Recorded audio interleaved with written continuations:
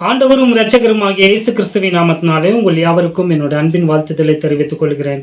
கர்த்தர் நல்லவர், அவர் நன்மை மாத்திரமே செய்வார். இந்த நாளின் வேத தியானத்திற்காக அப்போஸ்தலர் நடவடிகள் 8ஆம் அதிகாரத்தை நம்ம தியானிப்போம். கடந்த பாடத்தில் நம்ம 2ஆம் அதிகாரத்திலிருந்து 7வது அதிகாரம் வரைக்கும் தியானிச்சு இல்லைங்களா? Just kidding. அதாவது 2ஆம் அதிகாரத்திலிருந்து 7ஆம் அதிகாரம் வரைக்கும் என்ன நடக்க போகிறது என்பதை ஆல்ரெடி உங்களுக்கு ஒரு ஓமையின் மூலியமாக போதித்து முடித்துட்டேன். அதுதாங்க நடக்கிறது. அதாவது ஆண்டவர் இஸ்ரேல் நாட்டுக்கு இன்னும் ஒரு கடைசி வாய்ப்பை அல்லது இன்னும் ஒரு வருட அவகாசத்தை அவர்களுக்கு என்ன பண்ணாரு, கொடுத்தார். அதைத்தான் நம்ம தியானித்தோம் இல்லைங்களா? அதுல பாத்தீங்கன்னா அவர்கள் பிதாவாகிய தேவனை மறுதளித்துட்டாங்க இல்லைங்களா? அப்புறம் பார்த்தீங்கன்னா குமாரனாகிய இயேசு கிறிஸ்துவையும் மறுதளிச்சாங்க அவர் இந்த பூமியில் இருந்தபோது. அப்புறம் பார்த்தீங்கன்னா கடைசியாக இவர்களை கண்டித்து சிட்சித்து உணர்த்தி, எப்படி அந்த தோட்டக்காரன் அந்த அத்தி மரத்திற்கு செய்ததை போல பரிசுத்த ஆவியானவரும் இவங்களை என்ன பண்ணாரு, இந்த இஸ்ரேல் நாட்டுக்கு மனம் திரும்பும்படியாக அல்லது கனி கொடுக்கும்படியாக என்னென்ன செய்யணுமோ அதை எல்லாமே அவரு செய்தார். பலத்த கிரியைகளினாலே அதெல்லாம் அவங்களுக்கு முன்பதாகவே என்ன பண்ணாரு, செய்தார். யூதர்கள் அற்புத அடையாளங்களை தான் எதிர்பார்க்கிறார்கள். அதை எல்லாத்தையும் அவர் என்ன பண்ணாரு, செய்தாரு. இதெல்லாம் செய்த பட்சத்திலும் அவர்கள் என்ன பண்ணல, மனம் திரும்பல. பாருங்க, அவங்க நம்பல, மெசியாவை நம்பாம அவங்க என்ன கொடுக்கல, கனி கொடுக்கல.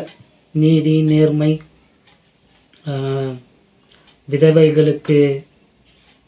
விதவைகளை ஆதரிக்கிறது, ஏழைகளுக்கு என்ன பண்ணுறது, நன்மை செய்யறது, பரிசுத்தமாய் வாழ்வது, விளங்குதுங்களா இல்லைங்களா? கனி கொடுக்கறதுனா என்னன்னு பார்த்தீங்கன்னா, ஆண்டவருடைய திட்டம் என்னன்னு பார்த்தீங்கன்னா, இஸ்ரேல் நாடை உருவாக்கி அந்த நாட்டை ஆசீர்வதித்து அந்த நாட்டில் இருக்கிற ஜனங்களுக்கு கற்பனைகள் கட்டளைகள் எல்லாம் கொடுத்து இவங்க உலகத்திலே அதிபுத்திசாலியாக இவர்களை மாற்றி ஞானமுள்ளவர்களாக மாற்றி இவர்கள் பரிசுத்தமாய் வாழும்போது மற்ற ஜனங்கள் எல்லாம் இவர்களை பார்த்து இவர்களுக்குள்ள வித்தியாசத்தை அவர்கள் பார்க்கும்போது இவங்க இந்த உலகத்தில் இருக்கிற எல்லோருமே ஒரே மாதிரி இருக்கிறாங்க, ஆனா இந்த நாடு மற்றும் இந்த ஜாதி மற்றும் கொஞ்சம் வித்தியாசமா இருக்கிறாங்களே, இவங்க எந்த தவறும் செய்ய மாட்டேருக்கிறாங்க, எந்த பாவமும் செய்ய மாட்டேருக்கிறாங்க, இவங்க நாட்டுல யார் பார்த்தாலும் ரொம்ப அதிபுத்திசாலியாக ரொம்ப ஞானம் உள்ளவர்களாக இருக்கிறாங்க, இவங்க கையிட்டு செய்கிறது எல்லாமே என்னவா இருக்கு, செழிக்குது.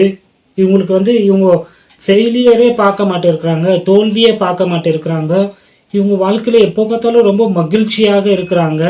இவங்க நாட்டில் எந்த சண்டையும் கிடையாது, யுத்தங்களும் கிடையாது. எத்தனை 12 கோத்திரங்களாக பிரிந்திருந்தாலும் அவங்க எல்லாம் எப்படி அண்ணன் தம்பி ஒன்னா இருக்கிறாங்க. ஸோ இவங்க கிட்ட இருக்கிற அந்த மாற்றத்தை அவர்கள் கண்டு இவங்க ஆராதிக்கிற இவங்க வணங்குற கடவுளே யாரே ரொம்ப விசேஷித்தமான கடவுளாக இருக்கணும்ப்பா. ஏன் பார்த்தீங்கன்னா இந்த கடவுள் நம்ம கடவுள் மாதிரி எல்லாம் இல்லை. இந்த கடவுள் இவங்களோட என்ன பண்றாரு, பேசுறாரு, இவங்களை ஆசீர்வதிக்கிறாரு, இவங்களோட ரொம்ப நெருக்கமுள்ள உறவுல இருக்கிறாரு என்பதை அறிந்து கொள்ளணும் என்பதுதான் தேவனுடைய திட்டம். ஸோ இவங்க இப்படியாக வாழும்போது இவர்களை அனுப்பி தான் இந்த உலகத்தில் இருக்கிற எல்லா ஜனங்களுக்கும் என்ன பண்ணும், உண்மையான மெய்தேவனை அறிவிக்கணும் என்பதுதான் கர்த்தருடைய திட்டங்க. இதை புரிஞ்சுக்கங்க. ஆபிரகாமை அழைத்து உன்னை ஆசீர்வதிப்பேன், உன் பேரை பெருமையாக்குவேன், உன்னை ஆசீர்வதிக்கிறவர்களை ஆசீர்வதிப்பேன், உன்னை சபிக்கிறவர்களை சபிப்பேன்ட்டு அந்த வசனத்தை படிச்சுட்டு நீங்க இன்னைக்கு செழிப்பான ஆண்டவர் உங்களை செழிப்பா வைப்பாருன்ட்டு தவறாக போதிச்சுட்டு இருக்கிறாங்கல்ல, அப்படி கிடையாது. பாருங்க, இவ்வளவு நேரம் நான் சொன்னேன் இல்லைங்களா, இதுதான் ஆண்டவருடைய நோக்கங்க. உண்மையான மெய்தேவனை எல்லோருமே என்ன பண்ணணும், இவர்கள் மூலியமாக அறிந்து கொள்ளணும். ஏன்னா அப்பொழுது வாழ்ந்து கொண்டிருந்த ஜனங்கள் ஜல பிரயாணத்திற்கு பிறகு என்ன ஆச்சுன்னு பாத்தீங்கன்னா, விக்கிரகங்கள், மதங்கள், ஜாதிகள், மொழிகள் எல்லாம் வெவ்வேறாக பிரிக்கப்பட்டது. அவங்கவுங்களுக்கு எது இஷ்டமா இருந்துச்சோ அப்படியாக என்ன பண்ணாங்க, வாழ்ந்தாங்க. அவங்கவுங்களுக்கு எது கடவுளா பட்டதோ அதை வணங்க ஆரம்பிச்சாங்க. வரலாறு ஆமாவா இல்லைங்களா? ஸோ இப்படியாப்பட்ட ஜனங்களுக்கு உண்மையான கடவுளை காண்பிக்க வேண்டும் என்று தேவன் ஒரு மனுஷனை தெரிந்து கொண்டார். அவன் தான் அப்ரஹாம். பிற்பாடு அவனை ஆபிரகாமாக மாற்றி ஸோ அவன் மூலியமாக ஒரு நாடையே ஆண்டவர் என்ன பண்ணாரு, உருவாக்குனார், இஸ்ரேல் நாடு. ஸோ இவங்களுக்கு வந்து நியாய பிரமாணங்களையும் கட்டளைகளையும் கடந்த பாடத்துல இதெல்லாம் உங்களுக்கு நான் எக்ஸ்பிளைன் பண்ணிட்டேன். இவ்வளோ ப்ரிவிலேஜஸ், இவ்வளோ அற்புதமான ஆசீர்வாதங்கள் எல்லாம் அவர்கள்கிட்ட கொடுத்து அவங்கள ஆண்டவர் என்ன பண்ண பார்த்தாரு, அவருடைய திட்டத்தை நிறைவேற்ற பார்த்தாரு. ஆனா அவங்க என்ன பண்ணிட்டாங்க பார்த்தீங்கன்னா, உண்மையான மெய் தேவனை வந்து ஆராதிக்கிறத விட்டுட்டு விக்கிரகங்களை ஆராதிக்க ஆரம்பிச்சிட்டாங்க. அந்நியர்களை அதாவது விக்கிரகங்களை, சிலைகளை கும்பிடுறவங்களை வந்து இவங்க திருமணம் பண்ணி கொண்டு அந்த கடவுள்களை, அதாவது ஸ்மால் ஜி காட்ஸை வந்து என்ன பண்ண ஆரம்பிச்சிட்டாங்க, வணங்க ஆரம்பிச்சிட்டாங்க. இதெல்லாம் வந்து ஆண்டவருக்கு கோபம் வந்துச்சு. விளங்குதுங்களா இல்லைங்களா சொல்றது? ஸோ ஆண்டவர் என்ன பண்றாரு, இன்னும் நிறைய விஷயங்கள் எல்லாம் சேர்ந்து இருக்கிறாங்க. அதெல்லாம் வந்து நம்ம பிற்பாடு பார்ப்போம்.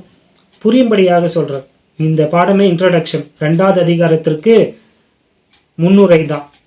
ஸோ ஆண்டவர் என்ன பண்றாரு, தம்முடைய ஊழியக்காரர்களை, தீர்க்க தரிசிகளை என்ன பண்றாரு, அனுப்பி அவங்கள எச்சரிக்கிறாரு. நீங்க மனம் திரும்பிடுங்க, உண்மையான தேவனை என்ன பண்ணுங்க, ஆராதிங்க, விக்கிரகங்களை விட்டு வெளியே வாங்க, அவங்களோட தொடர்புல இருக்காதீங்க, அவங்க வணங்குற அந்த படைப்பை வந்து நீங்க வணங்காதுங்க, படைப்பாளியை, சிருஷ்டிகரை வணங்குங்க, சிருஷ்டிப்பை வணங்காதீங்க, ஏழைகளுக்கு என்ன பண்ணுங்க, உதவி செய்யுங்க, அன்னதானம் பண்ணுங்க, சோஷியல் ஒர்க் பண்ணுங்க, விதவைகளை வந்து என்ன பண்ணுங்க, ஒடுக்காதீங்க. அதாவது ஒரு கணவன் இறந்து போயிட்டா அந்த விதவை கிட்ட இருக்கிறதெல்லாம் என்ன பண்ணாதீங்க, அபகரிக்காதீங்க, திருடாதீங்க, விதவைகளுக்கு சப்போர்ட் பண்ணுங்க, ஏழைகளுக்கு உதவி செய்யுங்க, நற்கிரியைகளை எல்லாம் செய்யுங்க, எல்லோரையும் அன்பு கூறுங்க, லவ் யுவர் நெய்பர்ஸ், கட்டளைகள் எல்லாம் கொடுத்திருக்கிறாருங்க. நீ என்னை நேசிக்கிற மாதிரி உன்னுடைய அயகலத்தாரையும் நேசி, உன் சத்ருவையும் நேசி, அவங்களுக்கு என்ன கொடு. விளங்குதுங்களா இல்லைங்களா? பாருங்க, என்ன ஆண்டவருடைய திட்டம். ஆண்டவர் வந்து அனுப்பி சொல்றாரு, இப்படி எல்லாம் நீங்க என்ன பண்ணுங்க, கனி கொடுக்க ஆரம்பிங்க. கனி கொடுக்கலன்னா உங்களை நான் என்ன பண்ணிடுவேன், வெட்டிடுவேன், வெட்டி உங்களை நெருப்புல போட்டுருவேன் அப்படின்ட்டு சொன்னாரு. ஸோ அதற்கு அந்த அவங்கள வெற்ற அந்த காலம் வர அப்பதான் ஆண்டவர் கர்த்தர் சொல்றாரு, ஆண்டவரை பார்த்து, வெட்டி போட்டுடலாம், இவங்க என்ன கொடுக்க மாட்டேங்கிறாங்க, கனியும் கொடுக்க மாட்டேங்கிறாங்க, இடத்த வீணாக்கின்னு இருக்கிறாங்க. அதாவது அவங்களுக்கு கொடுக்கப்பட்ட அந்த வாய்ப்புகளை, அந்த ஆசீர்வாதங்களை, அந்த ப்ரிவிலேஜஸ் எல்லாம் அவங்க என்ன பண்ணிட்டு இருக்கிறாங்க, வீண் அடிச்சுட்டு இருக்கிறாங்க அப்படின்ட்டு தோட்டக்காரர்கிட்ட எஜமான் சொல்றாரு. தோட்டக்காரர் என்ன பண்றாரு, அவங்களுக்காக பரிந்து பேசுறாரு. இன்னும் 1 வருஷம் நீங்க என்ன பண்ணுங்க, இவங்களுக்கு அவகாசம் கொடுங்க, இந்த வருஷத்துல இன்னும் அவங்களுக்கு என்னென்ன செய்யணுமோ அதெல்லாம் நான் என்ன பண்றேன் செய்து இவர்களை எப்படின்னா நான் கனி கொடுக்க வச்சிடறேன்ட்டு ஆண்டவராக இயேசு கிறிஸ்து பரிந்து பேசுறாரு, வாய்ப்பை கேட்கிறாரு. பிதாவும் அவருக்கு என்ன பண்றாரு, வாய்ப்பு கொடுக்கிறாரு. ஆனா இவங்க என்ன பண்ணிடுறாங்க, மெஸ்ஸியாவையே பிடிச்சு சாகடிச்சிடறாங்க. ஸோ இயேசு கிறிஸ்துவ வந்து என்ன பண்றாரு, மரித்து அடக்கம் பண்ணப்பட்டு உயிரோடு எழுந்து பரலோகத்திற்கு போயிட்டு போகும்போது சொல்றாரு, நான் என்ன பண்ண போறேன், உங்களுக்கு பரிசுத்த ஆவியானவரை அனுப்ப போறேன். அவர் வந்து உங்களை என்ன பண்ணுவாரு, வழி நடத்துவாரு, உங்களை கண்டித்து சிக்ஷித்து உணர்த்தி உங்களை வந்து சரி செய்து கனி கொடுக்கும்படியாக அவர் என்ன பண்ண போறாரு, செய்ய போறாருன்னு சொன்னாரு. அதை நம்ம பார்த்தோம் இல்லைங்களா? ஆனா 7ஆம் அதிகாரத்துல பாத்தீங்கன்னா அவங்க பரிசுத்த ஆவியானவருக்கு விரோதமாக எழும்பி ஸ்தேவானை என்ன பண்ணிடுறாங்க, கொலை செய்கிறார்கள். சிங்காசனத்துல பிதாவினுடைய வலது பக்கத்துல உட்கார்ந்து கொண்டிருந்த ஆண்டவராகிய இயேசு கிறிஸ்து என்ன பண்றாரு, ஏஞ்சி நிக்கிறார். எதற்கு, அவங்க மேல வந்து கோபாக்கினையை கொட்டுவதற்காக, நியாய தீர்ப்பை கொட்ட, அதாவது உபத்திரவ காலத்தை துவங்க. ஆனா என்ன நடக்குதுன்னு பாத்தீங்கன்னா, அந்த இடத்துல வந்து பாஸ் பண்ணிடுறாரு. அதாவது ஆண்டவர் வந்து அந்த தீர்க்க தரிசன திட்டத்தை வந்து நிறுத்திட்டு புதிய திட்டம்னா உலகம் தோன்றுவதற்கு முன்பதாகவே மறைவாக இருந்த அந்த மிஸ்ட்ரி, அந்த ரகசியத்தை வந்து என்ன பண்றாரு, அந்த ப்ரோக்ராம அதை வந்து கொண்டு வரார். அந்த கிருபையினுடைய அந்த யுகத்தை வந்து ஆண்டவர் வந்து கொண்டு வரார். அதை யார் மூலியமாக கொண்டு வரார் இந்த பூமிக்குன்னு பாத்தீங்கன்னா, அப்போஸ்தலனாகிய பவுல் மூலியமாக கொண்டு வரார். அந்த திட்டம் என்னன்னு பாத்தீங்கன்னா, இந்த உலகத்தில் இருக்கிற எல்லா மனுஷனும் இப்ப ரட்சிக்கப்படலாம். நீ எதையோ செய்தெல்லாம் ரட்சிக்கப்பட வேண்டியது அவசியம் கிடையாது. யூதர்களை போல நீ விருத்த சேதனம் செய்ய வேண்டியது கிடையாது, நீ ஓய்வு நாளை ஆசரிக்க வேண்டியது கிடையாது, நீ நியாய பிரமாணங்களை கை கொள்ள வேண்டிய அவசியம் கிடையாது. புரியுதுங்களா இல்லைங்களா? எல்லா குட் ஒர்க்ஸ், எல்லா உன்னுடைய நற்கிரியைகளை செய்து, நீ எதாகிலும் செய்து, பெர்ஃபார்மன்ஸ் பேஸ்ட் அக்செப்டன்ஸ் அப்படியாக கிடையாது.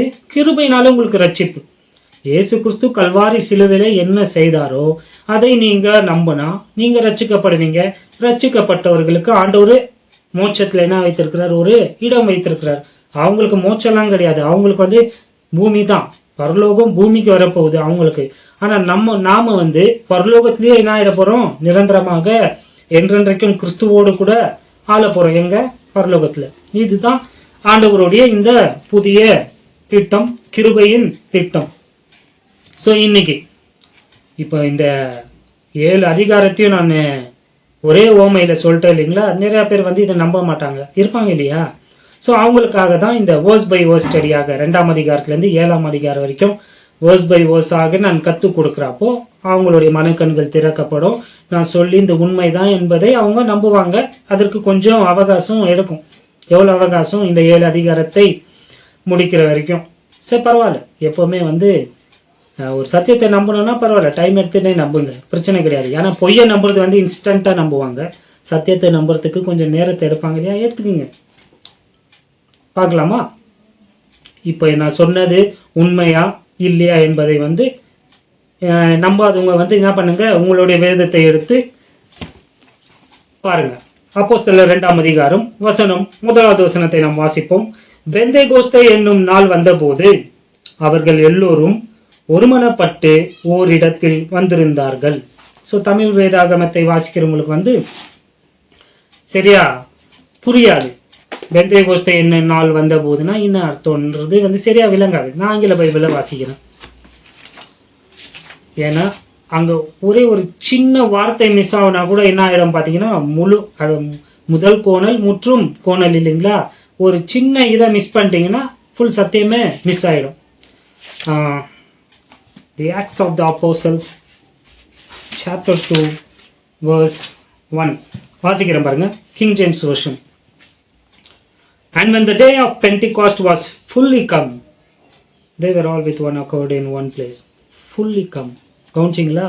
பெந்தேகோஸ்தே என்னும் நாள் முழுமையாக வந்தபோது அப்படின்னு தான் டிரான்ஸ்லேஷன்ல வரணும். ஆனா அங்க என்ன வாசிக்கிறோம்? பெந்தேகோஸ்தே என்னும் நாள் வந்தபோது, when Pentecost came அப்படின்ட்டு தான் அந்த வார்த்தைக்கு பொருள். ஆனா உண்மையான வார்த்தை அங்க என்னன்னு பாத்தீங்கன்னா, பெந்தேகோஸ்தே என்ன நாள் முழுமையாக வந்தபோது. வாசிச்சோமா இல்லைங்களா? when Pentecost fully cameன்னு இருக்கும் பாருங்க. உங்க பைபிள்ல அது இல்லைன்னா சொல்ற தவறான மொழிபெயர்ப்பு, அது கவனம் வச்சுக்கோங்க. வேற பைபிளை நீங்க யூஸ் பண்ணுங்க. and when the day of Pentecost was fully come. ஏன் அழுத்தி சொல்றேன்னா, இந்த fully என்ற வார்த்தையை அங்க மிஸ் பண்ணி இருக்கிறாங்க. அதை நீங்க என்ன பண்ணிடாதீங்க, மிஸ் பண்ணிட கூடாது என்றதுக்காக தான் அந்த வார்த்தையை நான் என்ன பண்றேன் சொல்றேன். ஏன்னா இந்த அதிகாரத்தை போதிக்கிற எல்லாருமே, ஆல்மோஸ்ட் எவ்ரி கமெண்டேட்டர் என்ன பண்றாங்க பாத்தீங்கன்னா, இங்க என்ன நினைக்கிறாங்க பாத்தீங்கன்னா, இங்க ஆண்டவர் ஏதோ ஒரு புதிய விஷயத்தை என்ன பண்றாரு, செய்து கொண்டிருக்கிறார் அப்படின்னு தான் சொல்லுவாங்க. வேணும்னா நீங்க எல்லா கமெண்டரியும் வாசிச்சு பாருங்க, ஆண்டவர் புதிய விஷயத்தை செய்யறாருன்ட்டு. ஆனா பேதுரு என்ன பண்றாரு பாத்தீங்கன்னா, அவர் சொல்றாரு இங்க ஆண்டவர் முன்னாடி சொன்ன அந்த வாக்கு தத்துவம் இப்பொழுது என்ன இருக்கு, நிறைவேறி இருக்கு, ஃபுல்லி கம் அப்படின்னு தான் சொல்றாரு, பேதுரு சொல்றாரு. பின்னாடி பாத்தீங்கன்னா பேதுரு சொல்லுவாரு, இது கடைசி நாட்களுடைய ஆரம்பம் சொல்லுவாரு. படிச்சது இல்லைங்களா? It is the beginning of the last days, not the beginning of something new. விளங்கியிருக்கும்னு நினைக்கிறேன். அதாவது கடைசி நாட்களினுடைய ஆரம்பம் சொல்றாரு அவரு. அதற்கு முன்னாடி சொல்றாரு முழுமையாக, ஃபுல்னஸ் சொல்றாரு, நிறைவேறிச்சு அப்படின்னு சொல்றாரு. இன்னைக்கு இந்த பாடமே உங்களுக்கு கொஞ்சம் தலை சுத்தும். ஆனா சத்தியத்தை கத்துக்கணும் இல்லைங்களா? அதனால கொஞ்சம் கவனமா கேளுங்க. இன்ட்ரடக்ஷன் தான். நான் எப்பவுமே பைபிளை ரொம்ப சிம்பிளா தான் வைப்பேன். என்னால இயன்ற வரைக்கும் நான் என்ன பண்றேன், சிம்பிளா வைக்க முயற்சி பண்றேன். இந்த முழுமையாக வந்தது, பெந்தேகோஸ்தே முழுமையாக வந்தது என்ற அந்த வார்த்தைக்கு உங்களுக்கு அர்த்தம் புரியலன்னா, அது என்னத்தை பத்தி பேசுதுன்னு உங்களுக்கு தெரியலன்னா, நீங்களும் வந்து என்ன நினைப்பீங்க பாத்தீங்கன்னா, இங்க ஏதோ ஒரு புதிய விஷயம் தான் என்ன ஆயிட்டு இருக்கு, நடந்துட்டு இருக்கு, ஏதோ ஆண்டவரால சொல்லப்படாத ஏதோ ஒரு புதிய விஷயம் தான் இங்க வந்து என்ன ஆயிட்டு இருக்கு, நடந்துட்டு இருக்குன்ட்டு நீங்க நினைச்சு இங்கிட்ட இருந்து நீங்க வேதத்தை படிக்க ஆரம்பிக்கிறப்போ ஆங்கிலத்துல இருந்து நீங்க என்ன ஆயிடுவீங்க பாத்தீங்கன்னா, வழி விலகி போயிடுவீங்க. ஆங்கிலத்துல ஒரு மிஸ்ட் அப்னு சொல்லுவாங்க, எல்லாமே என்ன ஆயிடும், சொல்லுவாங்க இல்லையா, குளறுபடி ஆயிடும் முழுசா. வெறும் இந்த அப்போஸ்தலர் 2ஆம் அதிகாரத்துல இருந்து மாத்திரம் கிடையாது, இந்த புத்தகம் மாத்திரம் கிடையாதுங்க, இதற்கு அப்புறம் இருக்கிற வேதமே, இதற்கு அப்புறம் இருக்கிற எல்லா நிருபங்கள் புத்தகங்கள் எல்லாமே உங்களுக்கு என்னவாதான் ஆயிடும், குளறுபடி ஆயிடுங்க, கன்ஃபியூஸ் ஆயிடுங்க. அதுல என்ன இருக்கும், எரர் ஆயிடும், மிஸ்டேக்ஸ் இருக்கும். ஏன்னா இன்னைக்கு இருக்கிற பெரும்பாலும் வேதத்தை வியாக்கியானப்படுத்துறவங்க எல்லாம் தவறாக தான் என்ன பண்ணிட்டு இருக்கிறாங்க, வியாக்கியானம் படுத்தி கொண்டு இருக்கிறாங்க. ஏன்னா அவங்களுக்கு இந்த வசனத்துல சொல்லப்பட்டது என்னன்ட்டு அவங்களுக்கு தெரியல. பாருங்க, இந்த இடத்துல பெந்தேகோஸ்தே அப்படின்னா என்ன பாத்தீங்கன்னா, அது ஒரு யூதர்களுடைய பண்டிகை. இப்ப நிறைய பேருக்கு இது தெரிஞ்சே இருக்காது. கோர்ஸ் நான் சொல்றது வந்து சாமானிய மக்களுக்கு, காமன் பீப்புளுக்கெல்லாம் பெந்தேகோஸ்தேனா என்னன்னு தெரியாதான். பெந்தேகோஸ்தேனா அவங்க என்ன சொல்லுவாங்க, பெந்தேகோஸ்தேன்னு ஒரு சர்ச் இருக்கு அப்படின்னு சொல்லுவாங்க. அவிசுவாசிகள் பெந்தேகோஸ்தேனா என்னன்னா ஜோரா கைத்தட்டி என்னன்னாத்தையோ சத்தம் போடுவாங்கன்ட்டு தெரியும். புரியுதுங்களா? அதான் சொல்றேன், இது என்னன்னே தெரியலன்னா இதற்கு அப்புறம் உங்களால நீங்க என்னதான் படிச்சு நீங்க வேதத்திற்கு அர்த்தம் சொன்னாலும் அது உங்களுக்கு புரியாது, தவறாதான் போகுங்க. பெந்தேகோஸ்தே என்பது வந்து யூதர்களுடைய ஒரு பண்டிகை நாள். அதற்கும் புறஜாதியாருக்கும், அதாவது ஜென்டைல்ஸுக்கும் எந்த விதமான சம்பந்தமே கிடையாது. ஸோ பெந்தேகோஸ்தே வந்து முழுமையாக வந்தது அப்படின்னா என்ன அது சொல்லுது, முழுமையா வந்துச்சுன்னா அப்படின்னா என்ன அர்த்தம் அப்படின்ட்டு நீங்க என்ன பண்ணும், பார்க்கணுங்க. அதை புரிந்து கொள்ள பிரயாசப்பட்டாதான் உங்களுக்கு விளங்கும். பாருங்க, எல்லாமே பழைய ஏற்பாட்டுல சொல்லப்பட்டதெல்லாம் எதை மையமாக கொண்டது பாத்தீங்கன்னா, அது வந்து ஒரு மாதிரியாக, நிழலாகத்தான் எல்லாமே செய்யப்பட்டது. இது எல்லாருக்குமே தெரியும் இல்லைங்களா? பழைய ஏற்பாட்டுல வந்து சொல்லப்பட்டதெல்லாம் அது வந்து நிழல், அது வந்து ஒரு மாதிரி, it is a picture and a shadow, அது உண்மை கிடையாது. ஸோ இந்த பெந்தேகோஸ்தே அப்படின்னா அதனுடைய மாதிரி என்ன, அல்லது அது என்னத்திற்கு நிழலாக, என்னத்தை அது காட்டுகிறது என்பதை வந்து நம்ம என்ன பண்ணோம், பார்த்தாதான் வேதத்தை நம்மளால என்ன பண்ண முடியும், புரிந்து கொள்ள முடியும். ஸோ இப்போ வந்து பெந்தேகோஸ்தே முழுமையா வந்துச்சு அப்படின்ட்டு நம்ம பார்த்தோம் இல்லைங்களா? ஒரு விஷயம் வந்து முழுமையாக வந்துச்சு, முழுமை ஆயிடுச்சுன்னா அது வந்து திரும்பி வந்து என்ன பண்ண முடியாது, அதை செய்ய முடியாது. விளங்குதுங்களா இல்லைங்களா? மீண்டும் அதை வந்து என்ன பண்ண முடியாது, மீண்டும் அந்த சம்பவம் வந்து நிகழாது. ஒரு உதாரணத்திற்கு சரி, ஒரு கிளாஸ் அல்லது ஒரு பாட்டில் எடுத்துக்கோங்க. அந்த பாட்டிலில் வந்து நீங்கள் தண்ணியை ஊற்றிட்டே வரீங்க, ரொம்பிட்டே அந்த வருது பாருங்க. ஒரு கட்டத்தில் வந்து அது முழுசா என்ன ஆயிடுது, ஃபில் ஆயிடுது, ஃபுல்லி அது என்ன ஆயிடுதுங்க, நிரம்பிடுதுங்க, முழுசா நிரம்பிடுது. இப்போ நிரப்பப்பட்ட அந்த பாட்டிலோ அந்த கிளாஸ்லயோ அதை திருப்பி எப்படி நிரப்ப முடியும்? ஆல்ரெடி நிரம்பிச்சு இல்லைங்களா? இப்போ அது எப்படிங்க திருப்பி நிரப்ப முடியும்? முடியாது. ஒன்ஸ் ஃபில்ட், அவ்வளோதான். அது இட் இஸ் அன்ரிப்பீட்டபிள் ஈவெண்ட். இப்போ புரிஞ்சிருக்கும்னு நினைக்கிறேன். ஒன்று, இப்போ வந்து காலங்காலமாக பழைய ஏற்பாட்டில் வந்து ஒரு கிளாஸ் வச்சுக்கிங்களேன், அதில் கொஞ்சம் கொஞ்சமாக தண்ணி ஊற்றிட்டு வாங்க. பழைய ஏற்பாட்டில் கொஞ்சம் கொஞ்சமாக இந்த பெந்தேகோஸ்தே என்ற அந்த இதை வந்து கொண்டாடிட்டே வந்தாங்க. அது அப்படியே ரொம்பிட்டே வருது. இப்போ பேதுரு சொல்றாரு பெந்தேகோஸ்தே முழுமையாக வந்துச்சுன்னு சொல்றாரு இல்லையா? அப்போ என்ன ஆயிடுச்சு, அது ஃபுல் ஆயிடுச்சு.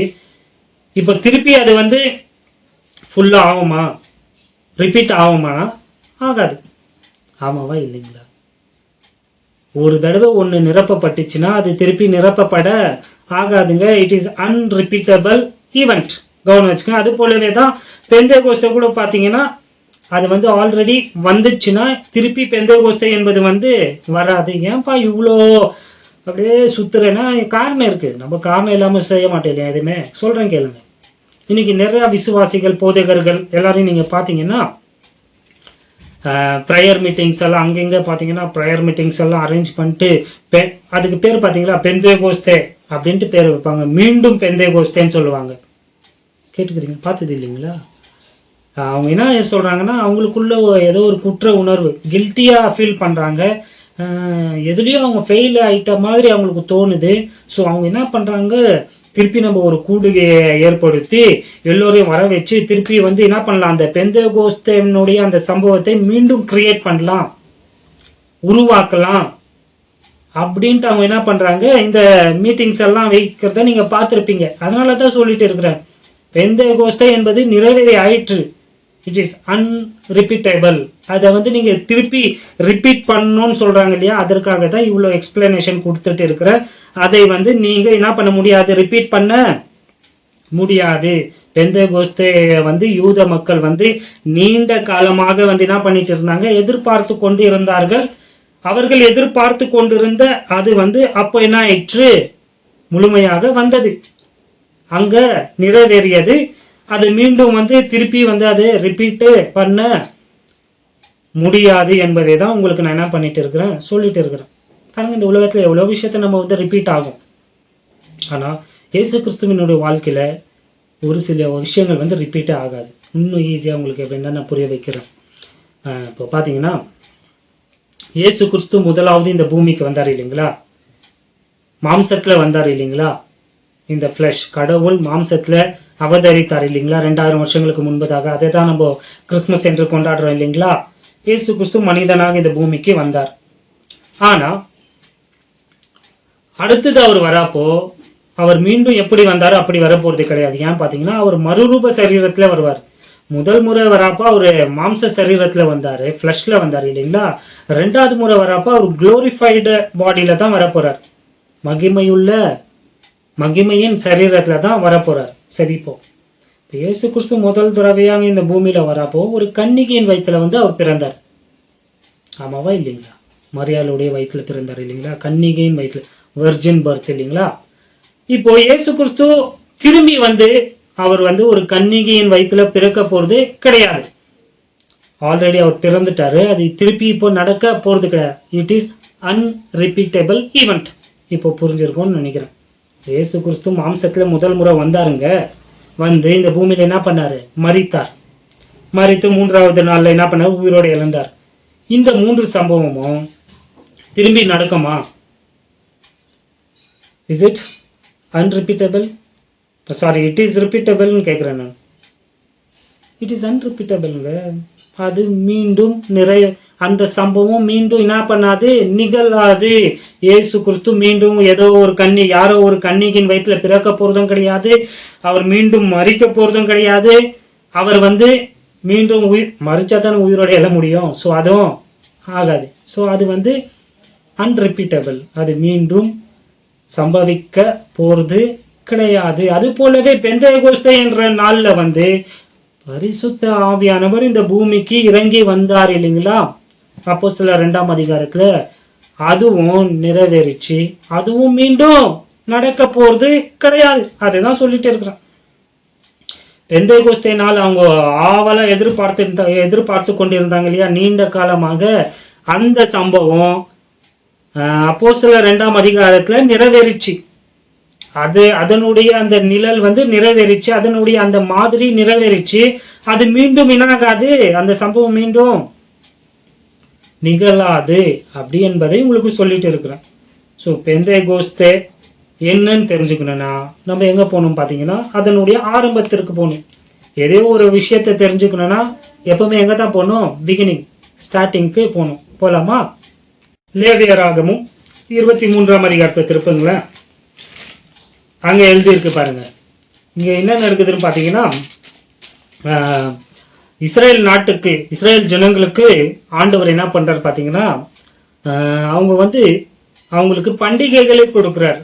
7 பண்டிகைகளை வந்து அவங்களுக்கு ஆண்டவர் என்ன பண்றாரு, கொடுக்கிறார். அதாவது எல்லா யூதர்களும் வருடத்துல வந்து இந்த 7 பண்டிகையை வந்து கை கொள்ளும்படியாக, அதை வந்து ஆசரிக்கும்படியாக கட்டளையாக அவர்களுக்கு 7 பண்டிகைகளை கொடுத்தார். அதுதான் வந்து லேவியராகமும் 23ஆம் அதிகாரத்துல எழுதப்பட்டிருக்கு. அதை நம்ம முழுசா தியானிக்க போவது கிடையாது. நம்ம வந்து ரெஃபரன்ஸுக்காக தான் இந்த இடத்துல வந்திருக்கிறோம். பெந்தேகோஸ்துனா என்னன்னு தெரிஞ்சுக்கணும் இல்லைங்களா, அதற்காக தான் வந்திருக்கிறோம். வேணும்னா வேற என்னைக்குன்னா 7 பண்டிகைகள் என்ற தலைப்பில் வந்து உங்களுக்கு இந்த பண்டிகைகள் எல்லாம் நான் போதிக்கிறேன். இப்போ பிரீஃபா மட்டும் நம்மளுக்கு பெந்தேகோஸ்து வரைக்கும் என்ன நடந்துச்சுன்னு தெரிஞ்சுக்கணும்னா அந்த பண்டிகையில ஒரு சில பண்டிகைகளை மட்டும் நம்ம என்ன பண்ணலாம் பார்க்கலாம். பார்த்தீங்கன்னா 7 பண்டிகை அது என்ன பார்த்தீங்கன்னா பீசாக், சாகமோத்சி, யாம் ஹபிகுரிம், சவோத், யாம் தெருவா, யாம் கிப்பூர், சக்கோத். புரிஞ்சிச்சிங்களா? எப்ரேய மொழிங்க, அந்நிய மொழிங்க, அந்நிய பாஷை பேசுறப்ப பாரு, எனக்கும் அந்நிய பாஷை படிச்சு பார்த்து தான் அந்நிய பாஷை வந்துச்சு. காரணம் இருக்கு சொல்றேன். ஸோ இந்த 7 பண்டிகைகளை வந்து என்ன பண்றாரு அவங்களுக்கு கொடுத்தாரு. ஆங்கிலத்துல வந்து பாஸ் ஓவர்னு சொல்லுவாங்க. Unleavened bread, first fruits, feast of weeks or Pentecost, trumpets, trumpets, atonement, tabernacles. அதாவது இப்போ இந்த 7 பண்டிகை தமிழ்ல சொல்றேன். ஏன் இப்படி எல்லாம் சொல்றேன்னு பார்த்தீங்கன்னா காரணம் இருக்கு. பின்னாடி வந்து இதற்கு அர்த்தம் சொல்றேன். இன்னைக்கு இல்லை, அடுத்த பாடத்துல உங்களுக்கு அதனுடைய அர்த்தத்தை சொல்றேன். தமிழ்ல சொல்லட்டுமா? பஸ்கா பண்டிகை 1, 2வது வந்து புளிப்பில்லா அப்ப பண்டிகை, 3வது வந்து முதற்கனிகள் ஃபர்ஸ்ட் ஃப்ரூட்ஸ் முதற்கனிகள் பண்டிகை, 4வது பெந்தேகோஸ்தே பண்டிகை, அதற்கு இன்னொரு பேரு வாரத்தின் பண்டிகையும் சொல்லுவாங்க. 2 பேர் கவனம் வச்சுக்கோங்க. 5வது வந்து எக்கால பண்டிகை, 6வது வந்து அட்டோன்மெண்ட், அதாவது என்ன சொல்றது, பாவ நிவர்த்தி செய்கிற அந்த பண்டிகை, பாவ நிவாரண பண்டிகை. 7வது பார்த்தீங்கன்னா கூடார பண்டிகை. இந்த 7 பண்டிகைகளை வந்து ஆண்டவர் என்ன பண்றாரு, இஸ்ரேல் நாட்டுக்கு வந்து ஆசரிக்கும்படியாக கொடுக்கிறாரு. இதுல 3 பண்டிகை, முதல் 3 பண்டிகை வந்து அவங்களுடைய கேலண்டர்ல 1வது வருஷத்தின் 14வது நாள்ல இருந்து என்ன பண்ணணும், கொண்டாடணும். அதாவது இப்போ நான் உங்களுக்கு புரியும்படியாக சொல்றேன். ஜனவரி 14th இருந்து அவங்க என்ன பண்ணணும், நம்மளுக்கு ஜனவரி இல்லைங்களா 14th, அவங்களுக்கு என்ன பார்த்தீங்கன்னா நிசான் என்ற மாதம், அதாவது 4வது மாசம். அவங்களுக்கு 4வது மாசம் தாங்க 1வது மாசம். அவங்களுடைய கேலண்டர் சொல்றேன். சரி, ஏப்ரல் மாதம்னு வச்சுக்கோங்களேன். நம்மளுடைய கேலண்டர் படி சொல்லிடுறேன், ஏன்னா குழம்பி போயிடக்கூடாது இல்லைங்களா. ஏப்ரல் மாதம் 14ஆம் தேதியிலிருந்து அவங்க என்ன பண்ணணும், கொண்டாடணும். 3 பண்டிகையை கொண்டாடணும் வருடத்தின் துவக்கத்துல. அது என்னென்ன பண்டிகை பார்த்தீங்கன்னா பஸ்கா பண்டிகை, புளிப்பில்லா அப்ப பண்டிகை, 3வதாக முதற்கனி பண்டிகை ஃபர்ஸ்ட் ஃப்ரூட்ஸ். வருடத்தின் கடைசியில வந்து 3 பண்டிகையை கொண்டாடணும். அது என்ன பண்டிகை பார்த்தீங்கன்னா என்ன சொன்னாது, எக்கால பண்டிகை, பாவ நிவர்த்தி செய்கிற அட்டோன்மெண்ட் சொல்றாங்க இல்லையா, பாவ நிவாரணம் செய்கிற அந்த பண்டிகை. அடுத்ததாக வந்து கூடார பண்டிகை. இது வந்து வருடத்தின் கடைசியில் அவங்க கொண்டாடணும். ஏதோ ஒன்று விட்டு போகுது, கரெக்ட். இது ஆரம்பத்தில் பண்ணோம், இன்னொன்று வந்து கடைசி 3ல் பண்ணணும் இல்லையா, கடைசி ஆண்டின் கடைசியில் அவங்க கொண்டாடணும். நடுவில் ஒன்று விட்டு இருக்கு இல்லைங்களா, அதுதாங்க பெந்தேகோஸ்தே பண்டிகை. இப்போ வந்து நம்மளுடைய கேலண்டர் படி ஏப்ரல் 14ஆம் தேதியிலிருந்து 22ஆவது தேதி வரைக்கும் 3 பண்டிகை அவங்க கொண்டாடணும். பஸ்கா, புளிப்பில்லா அப்ப பண்டிகை, முதற்கனி பண்டிகை.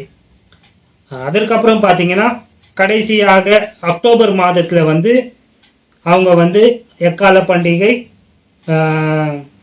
பாவ நிவாரண பண்டிகை, கூடார பண்டிகையை கொண்டாடணும். இது 7ஆம் மாதம். 3ஆம் மாதம் 3 பண்டிகை, 7ஆம் மாதம் 3 பண்டிகை.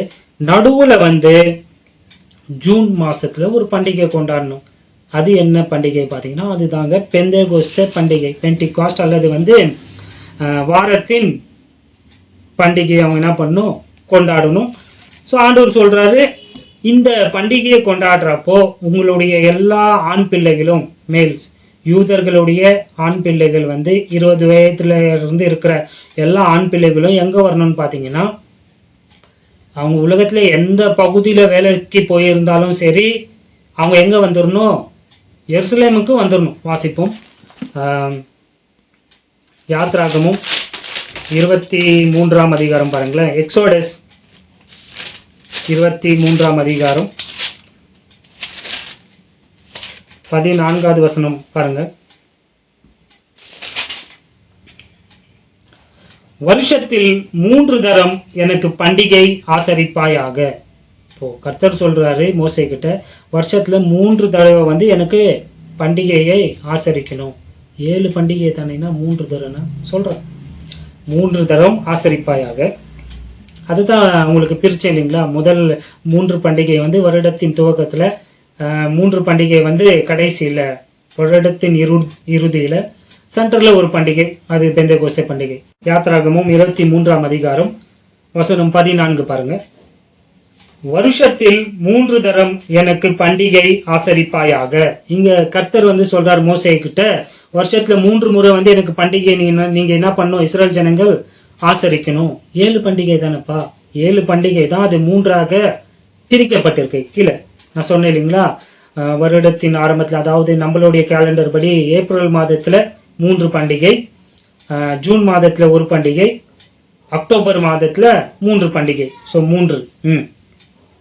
புளிப்பில்லா அப்ப பண்டிகையை கொண்டாடி நான் உனக்கு கட்டளையிட்டபடியே அபீப் மாதத்தின் குறித்த காலத்தில் 7 நாள் புளிப்பில்லா அப்பம் புசிப்பாயாக. அந்த மாதத்தில் எகிப்தில் இருந்து புறப்பட்டாயே, என் சந்நிதியில் வெறும் கையாய் வர வேண்டாம். நீ வயலில் விதைத்த உன் பயிர் வேலைகளின் முதற் பலனை செலுத்துகிற அறுப்பு கால பண்டிகையையும் வருஷ முடிவிலே நீ வயலில் உன் வேலைகளின் பலனை சேர்த்து தீர்ந்த போது சேர்ப்பு கால பண்டிகையையும் ஆசரிப்பாயாக. 17வது வசனம். வருஷத்தில் 3 தரம் உன் ஆண் மக்கள் எல்லோரும் கர்த்தராகிய ஆண்டவருடைய சந்நிதியில் வர கடவர்கள். ஸோ இங்க வந்து ஆண்டவர் சொல்றாரு, வருஷத்துல 3 தடவை வந்து எல்லா ஆண் பிள்ளைகளும் என்ன பண்ணும், வரணும் அப்படின்ட்டு என்ன பண்றாரு, பிரமாணமாக கட்டளையாக மோசேன் மூலியமாக என்ன பண்றாரு, இஸ்ரேல் ஜனங்களுக்கு கொடுக்கிறாரு. இன்னொரு வசனத்தை வாசிடுங்களேன். உபாகமும் 16ஆம் அதிகாரம் 16வது வசனம். Deuteronomy chapter 16 verse 16 பாருங்க. வருஷத்தில் 3 தரம் புளிப்பில்லா அப்ப பண்டிகையிலும் வாரங்களின் பண்டிகையிலும் கூடார பண்டிகையிலும் உன் ஆண் மக்கள் எல்லோரும் உன் தேவனாகிய கர்த்தர் தெரிந்து கொள்ளும் ஸ்தானத்திலே அவர் சந்நிதிக்கு முன்பாக வந்து காணப்பட கடவர்கள். ஸோ இங்க இன்னும் கிளியராகவே வந்துச்சு பார்த்தீங்களா, அதுக்கு தான் வாசிக்க வச்சேன். 3 பண்டிகைன்னு சொல்றாரு இல்லைங்களா. ஸோ புளிப்பில்லா அப்ப பண்டிகைக்கு வரீங்கன்னா அப்பவே என்ன நடக்கும் பார்த்தீங்கன்னா, 3 பண்டிகையில வந்து நீங்க கலந்துடுவீங்க. ஸோ பஸ்கா பண்டிகை வந்து வருடத்தின் முதலாவது நாள், 14ஆம் நாள் தான் அவங்களுக்கு முதல் நாள், 14th ஏப்ரல் தான் அவங்களுக்கு ஃபர்ஸ்ட் டே. ஸோ அப்போ வரீங்க இல்லையா, அப்போ தான் பஸ்கா பண்டிகை. அது வந்து இப்போ உங்களுக்கு டீட்டெயில்டாக உங்களுக்கு நான் சொல்ல போகிறேன். ஏன் இந்த பண்டிகைகள் எல்லாம் ஆண்டவர் வந்து அவங்களுக்கு கொடுத்தாருன்னா, இதெல்லாம் வந்து ஒரு மாதிரியாக, ஒரு நிழலாக தான் என்ன பண்ணப்பட்டது, அவங்களுக்கு கொடுக்கப்பட்டது. இதற்குள்ள வந்து நீங்க ஒரு பெரிய சத்தியங்கள், உண்மை, நிஜம் வந்து என்ன பண்ணப்பட்டிருக்கு, அடங்கி இருக்கு. இப்போ நிழலா ஒன்று கொடுக்குறாங்கன்னா நிஜம்னு ஒன்று இருக்கும் இல்லைங்களா. ஸோ அந்த நிஜம் வர வரைக்கும் இந்த நிழல் தான் அவங்களை என்ன பண்ணிட்டு வந்துச்சு, வழி நடத்தி கொண்டு வந்தது. இந்த 7 பண்டிகையும் யாரை குறித்ததுன்னு பார்த்தீங்கன்னா, ஆண்டவராகிய இயேசு கிறிஸ்துவை குறித்ததான அற்புதமான சம்பவங்கள். இந்த 7 பண்டிகையிலையும் நீங்க யாரை பார்க்கலான்னு பார்த்தீங்கன்னா, ஆண்டவராகிய இயேசு கிறிஸ்துவை பார்க்கலாம். பஸ்கா பண்டிகையில, புளிப்பில்லா அப்ப பண்டிகையில, பரிகார நாளாகிய அட்டோன்மெண்ட் டே, பரிகார நாளாகிய அந்த பண்டிகையில, பெந்தேகோஸ்தே அதுல, 5வது வந்து எக்கால பண்டிகையில, 6வது வந்து எதுல 6வது என்ன பண்டிகை சொன்னேன், சாரி 6வது தான் என்ன பண்டிகைன்னு பார்த்தீங்கன்னா பரிகார நாள் பண்டிகை. 3வது வந்து முதற்கனி பண்டிகை, மன்னிச்சுக்கோங்க. ஸோ 7வது வந்து கூடார பண்டிகை. இது எல்லாமே ஒரு நிழலாட்டம், ஷேடோ. இதனுடைய ரியாலிட்டி, உண்மை, நிஜம் என்ன பார்க்கலாமா? ஸோ முதல் பண்டிகை என்ன பண்டிகை பார்த்தீங்கன்னா பஸ்கா பண்டிகை, பாஸ் ஓவர். இந்த பண்டிகை வந்து எந்த நாள்ல அவங்க கொண்டாடணும்? நிசான் மாதம் 14ஆம் தேதியில கொண்டாடணும். ஏப்ரல் மாதம் 14ஆம் தேதி நம்மளுடைய கேலண்டர்ல. அதுதான் அவங்களுக்கு முதலாவது நாள். அதை எப்படி கொண்டாடணும்ட்டு அவங்களுக்கு ஆண்டவர் என்ன பண்றாரு? மோசேயின் மூலியமாக கட்டளையாக கொடுத்தாரு.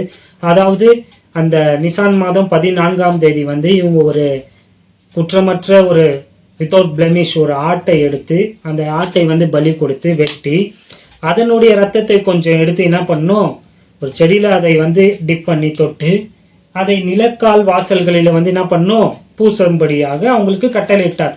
ஏன் பார்த்தீங்கன்னா ஆண்டவர் வந்து அந்த ராத்திரியில வந்து அந்த முழு எகிப்திலேயே என்ன பண்ண போறாரு? சங்கார தூதனை அனுப்ப போறாரு. யாருடைய வாசல்ல இந்த ரத்தம், இந்த ஆட்டின் ரத்தம் வந்து பூசப்பட்டிருக்கோ, அவங்க புசிக்கிறாங்க இல்லையா, அந்த வீட்டு நிலக்கால்கள் வாசல்ல அந்த ரத்தம் பூசப்பட்டு இருந்ததை அந்த தூதன் பார்த்தா என்ன பண்ணிடுவான்? கடந்து போயிடுவான். ஒருவேளை அந்த வீட்டுல யாருன்னா ரத்தம் பூசாம இருந்தாங்கன்னா அந்த வீட்டுல இருக்கிற தலைச்சான் பிள்ளை, முதல் பிறந்த பிள்ளை வந்து என்ன ஆயிடுவான்? செத்து போயிடுவான். இதுதான் ஆண்டவர் வந்து அவங்களுக்கு கற்பனையாக கட்டளையாக என்ன பண்றாரு? கொடுக்கிறாரு. நீங்க என் வார்த்தைக்கு இப்ப என்ன பண்ணும்? கீழ்ப்படியணும். நீங்க என்ன பண்ணும்? ஒரு ஆட்டை வெட்டி அதனுடைய ரத்தத்தை வந்து என்ன பண்ணும்? கொஞ்சம் எடுத்து உங்களுடைய நிலைக்கால்களில பூசணும். ஒருவேளை நீங்க பூசாத போயிட்டீங்கன்னா, அதை அப்ளை பண்ணலன்னா, அந்த சங்கரிக்கும் தூதன் வராப்போ உங்க வீட்டை பார்க்குறப்போ உங்க வீட்டில் அந்த ரத்தம் இல்லாம போயிடுச்சுன்னா, ரத்தம் இல்லைன்னா உங்க வீட்டில் இருக்கிற முதலாவது பையன் வந்து என்ன ஆயிடுவான்? பையனோ பொண்ணோ முதலாவது பிறந்தவங்க செத்து போயிடுவாங்க. ஒருவேளை பூசி இருந்தா அந்த தூதன் வந்து என்ன ஆயிடுவாரு? பாஸ் பண்ணி போயிடுவார். அதான் பாஸ் ஓவர். அதை கடந்து போயிடுவார். இதுதான் அவங்களுக்கு கொடுக்கப்பட்ட முதலாம் பண்டிகை. ஸோ இந்த பண்டிகை வந்து ஒரு நிஜத்தினுடைய நிழல்னு சொன்னேன் இல்லைங்களா? இது ஒரு மாதிரி தான், நிழல் தான் சொன்னேன் இல்லைங்களா? இதனுடைய நிஜம் என்ன?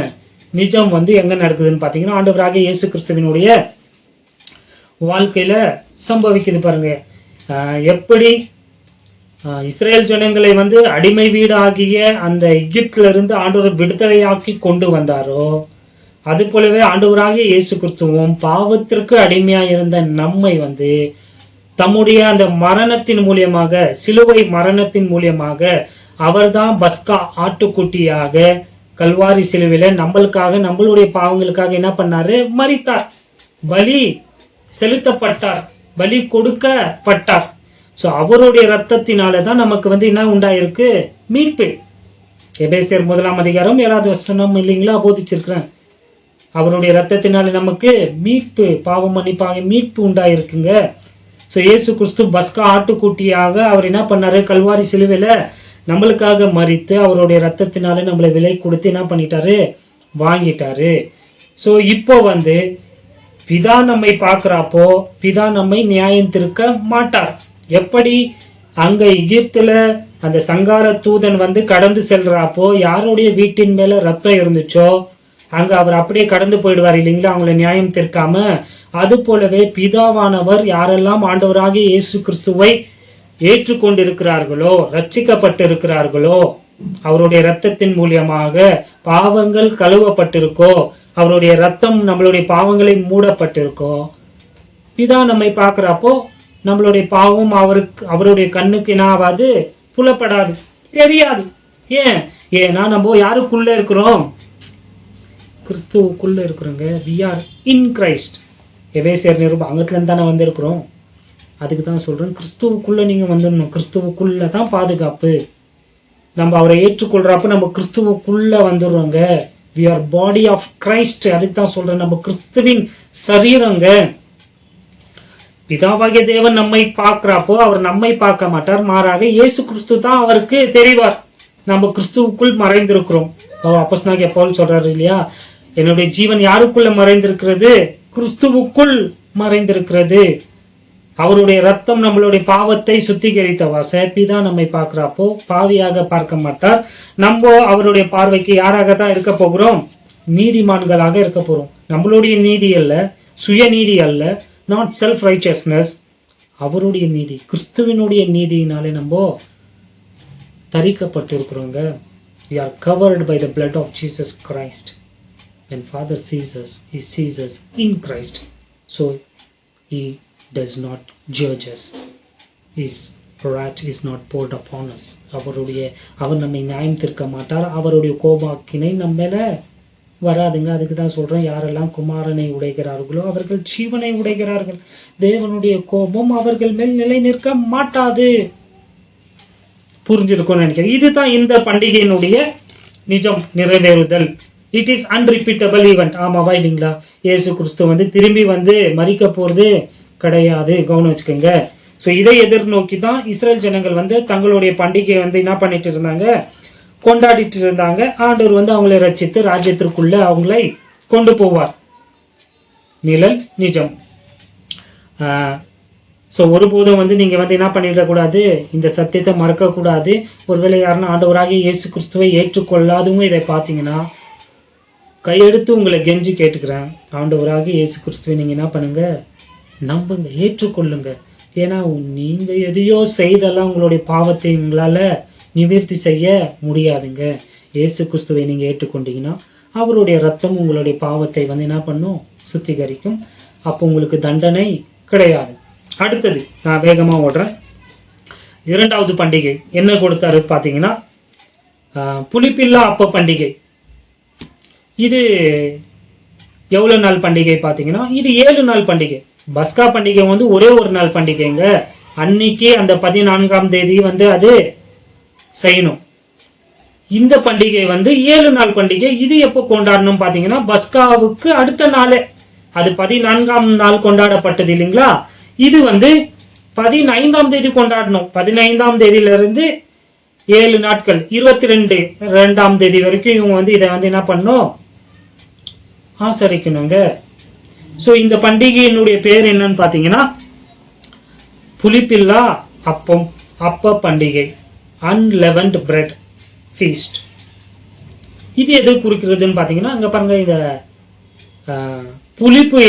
புளிப்பு வேதத்துல பாவத்தை குறிக்கும்.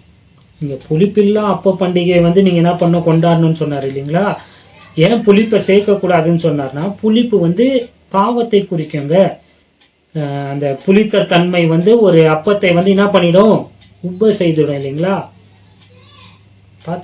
நம்ம இதுல எப்படி சொல்லுவோம், இப்போ இட்லியிலலாம் நீங்க பாத்தீங்களா, மாவுல என்ன போடுவாங்க, சோடா போடுவாங்க இல்லைங்களா? அந்த சோடா என்ன பண்ணிடும், அந்த மாவை உப்ப செய்ய இல்லைங்களா? இட் வில் ரைஸ் அப் இல்லைங்களா? அதனால ஆண்டவர் சொல்றாரு, நீங்க புளிப்பில்லாத அப்ப பண்டிகை என்ன பண்ணணும், கொண்டாடணும். நீங்க இந்த பஸ்கா பண்டிகைக்கு மறுநாள் கொண்டாட போகிற அந்த அப்பத்துல எந்த விதமான புளிப்பையும் நீங்க என்ன பண்ணக்கூடாது, சேர்க்க கூடாது. அதை அப்பவே நீங்க என்ன பண்ணணும், சுட்டு மாவை அப்பவே பிசைந்து அப்பவே அதை செய்து அப்பவே நீங்க என்ன பண்ணணும், புசிக்கணும். அதை நீங்க என்ன பண்ண விடக்கூடாது, ஃபெர்மெண்ட் பண்ண. அதை நம்ம வீட்டுல எல்லாம் சப்பாத்தி செய்யறப்ப என்ன பண்ணுவாங்க, மாவை பிசைஞ்சு கொஞ்ச நேரம் வைப்பாங்க இல்லைங்களா? நேரம் கொடுத்தீங்கன்னா அது என்ன ஆயிடும், கொஞ்சம் புளித்த மாவு முழு மாவையும் என்ன ஆக்கிடும், புளிப்பாக்கிடும் இல்லைங்களா? ஆண்டவர் சொல்றாரு, நீங்க புளிப்பில்லாத அப்பத்தை நீங்க என்ன பண்ணும், புசிக்கணும்னு சொல்றாருன்னா, உங்களுடைய அந்த பண்டிகையில எந்த விதமான பாவம் என்ன பண்ணக்கூடாது, காணப்பட கூடாது அப்படின்னு சொல்றாரு. ஸோ புளிப்பு என்னத்தை குறிக்கும் சொன்ன, பாவம். அது உங்களுடைய பண்டிகையில என்ன பண்ணக்கூடாது, இருக்க கூடாது. அதை எவ்வளவு நாள் நீங்க ஆசரிக்கணும்னு சொல்றாரு, 7 நாள் ஆசரிக்கணும். இந்த 7 எதை குறிக்கும்னா, பர்ஃபெக்ஷனை குறிக்கும், பரிபூர்ணத்தை குறிக்கும். புளிப்பில்லா பண்டிகை நீங்க எவ்வளவு நாள் செலிப்ரேட் பண்ணணும், 7 நாள் செலிப்ரேட் பண்ணணும், அதை கொண்டாடணும் அப்படின்னு சொல்றாரு இல்லைங்களா? ஸோ இது நிழல் இல்லைங்களா? அதனுடைய நிஜத்தை நம்ம பார்க்கறதுக்கு முன்னாடி அந்த பண்டிகையினுடைய சுவாரஸ்யமான ஒரு சம்பவத்தை உங்களுக்கு சொல்றேன் பாருங்க. புளிப்பில்லா அப்பத்தை யூதர்கள் செய்யற முறை ரொம்ப கவனிக்கத்தக்கது. அது சுவாரஸ்யமா இருக்குங்க. அது எப்படி செய்வாங்கன்னு பாத்தீங்கன்னா, அவங்க மாவை எடுத்துப்பாங்க, அதுல தண்ணியை ஊற்றி அதுல ஆலிவ் ஆயில் என்ன பண்ணுவாங்க, ஊற்றி அதை நல்லா மிக்ஸ் பண்ணி அந்த மாவை அதை எடுத்து என்ன பண்ணுவாங்க, பிரெட்னா இப்போ செய்கிறாங்க இல்லையா, அப்படி கிடையாதுங்க. இது சப்பாத்தி ரொட்டின்னு சொல்கிறாங்க இல்லையா, அந்த மாதிரி என்ன பண்ணுவாங்க, அந்த அப்பத்தை அவர்கள் செய்வாங்க. அதை உருட்டி அதை என்ன பண்ணுவாங்க பார்த்தீங்கன்னா, அதை ஒரு நம்ம இதில் செய்கிற மாதிரி செய்ய மாட்டாங்க, அவங்க பேனில் அந்த தவாவில் செய்ய மாட்டாங்க. அதை வந்து கிரில்ல தான் அவங்க என்ன பண்ணுவாங்க, சுடுவாங்க. அதாவது அந்த மாவை எடுத்து அதை வந்து என்ன பண்ணுவாங்க பார்த்தீங்கன்னா, முதல்ல பியர்ஸ் பண்ணுவாங்க, அதை குத்துவாங்க ஓட்டைகள். ஏன்னா அது என்ன ஆகிடக்கூடாது, ரைஸ் ஆகிடக்கூடாதுன்ட்டு அங்கங்கே வந்து அதுக்கு ஓட்டை போட்டு அதை வந்து ஒரு கிரில்ல வந்து என்ன பண்ணுவாங்க, சுடுவாங்க. நீங்கள் பார்த்தீங்கன்னா அது எதை குறிக்குதுன்னு பார்த்தீங்கன்னா, அந்த கிரில்ல இருக்கிற அந்த அந்த அடையாளம் வந்து இந்த அப்பத்தில் வந்து என்ன ஆகிடும், பதிஞ்சிடும். சுட்டுக்கிறீங்களா நீங்கள் பார்த்துருப்பீங்க இல்லைங்களா, சுடலைன்னா கூட அந்த கிரில்லு மேலே அந்த மாவை போட்டால் அதனுடைய அந்த அச்சுங்க லைனாக வந்து என்ன ஆகிடும், பதிஞ்சிடும் இல்லைங்களா, அது பதிஞ்சிடும். அப்புறம் அதை வந்து ஆல்ரெடி என்ன பண்ணியிருப்பாங்க, குத்தி இருப்பாங்க. இது எதை குறிக்குதுன்னு பார்த்தீங்கன்னா, அவங்க இதை சுடுறாப்போ அதில் அது வந்து என்ன பண்ணப்பட்டிருக்கு, குத்தப்பட்டிருக்கு. அதில் வந்து என்ன பண்ணப்பட்டிருக்கு, அந்த கிரில்லினுடைய அடையாளங்கள் வந்து பதிஞ்சிருக்கு. ஸோ இதன் மூலியமாக அவங்க என்ன சொல்றாங்க, இது வந்து பாவமற்ற புளிப்பில்லாத அந்த அப்பத்திற்கு அடையாளம் அப்படின்றத குறிக்கிறதுக்கு அவங்க அதை பண்ணுவாங்க. நீங்கள் பார்த்தீங்கன்னா அந்த அப்பத்தை வந்து அது ஃப்ளாட்டாக இருக்குங்க.